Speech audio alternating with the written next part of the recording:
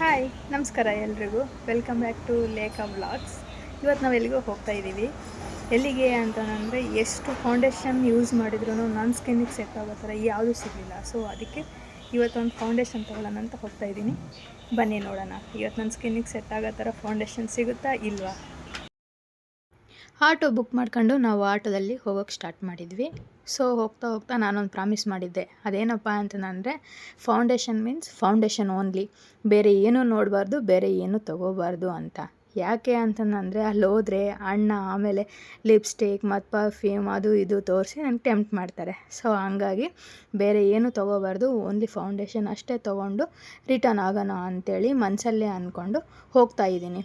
Shop ಬಂತು, ಇದೇ ನೋಡಿ ನಾವು ಹೋಗ್ತಾ ಇರೋ ಶಾಪ್ ತುಂಬ ಚೆನ್ನಾಗಿರುತ್ತೆ. ಇದರಲ್ಲಿ ಎಲ್ಲ ಸಿಗುತ್ತೆ. ಸೊ ಕಾಸ್ಮೆಟಿಕ್ಸ್, ಬ್ಯಾಂಗಲ್ಸ್ ಅವು ಎಲ್ಲ ಸಿಗುತ್ತೆ. ತುಂಬ ಚೆನ್ನಾಗಿರುತ್ತೆ ಈ ಶಾಪಿಗೆ ಹೋದ ತಕ್ಷಣ ಅಣ್ಣ ಸ್ಟಾರ್ಟ್ ಮಾಡಿದರು ನನಗೆ ಸೆಟ್ ಆಗೋ ಥರ ಫೌಂಡೇಶನ್ ತೋರ್ಸೋಕ್ಕೆ. ಬಟ್ ಎಷ್ಟು ಫೌಂಡೇಶನ್ ನೋಡಿದ್ರೂ ನನ್ನ ಸ್ಕಿನ್ನಿಗೆ ಸೆಟ್ ಆಗೋ ಥರ ಯಾವುದೂ ಸಿಗ್ತಾಯಿಲ್ಲ.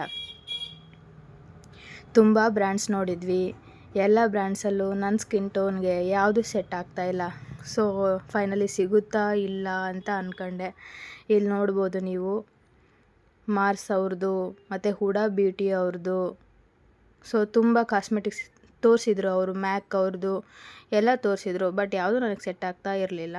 ಫೈನಲಿ ಮ್ಯಾಕ್ ಅವ್ರದ್ದು ಒಂದು ಸೆಟ್ ಆಯಿತು. ಅದರಲ್ಲಿ ನಾನು ಒಂದು ಗ್ಲೋ ಗ್ಲಾಮ್ ಅಂಥೇಳಿ ಸ್ಟ್ರೋಕ್ ಕ್ರೀಮ್ ಮತ್ತು ಒಂದು ಮ್ಯಾಕ್ ಅವ್ರದ್ದು ಫೌಂಡೇಶನ್ ಕ್ರೀಮ್ ಎರಡು ತೊಗೊಂಡು ಮ್ಯಾಕಲ್ಲಿ MC25 ನನ್ನ ಶೇಡ್.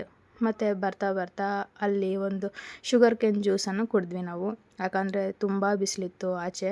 ಸೊ ಹಾಗಾಗಿ ತಣ್ಣಂದು ಒಂದು ಶುಗರ್ ಕೇನ್ ಜ್ಯೂಸ್ ಕುಡಿದು ನಾವು ಆಮೇಲೆ ಮನೆಗೆ ಹೊರಟ್ವಿ. ಸೊ ಇದು ನನ್ನ ಮಿನಿ ವ್ಲಾಗ್ ಆಗಿರುತ್ತೆ.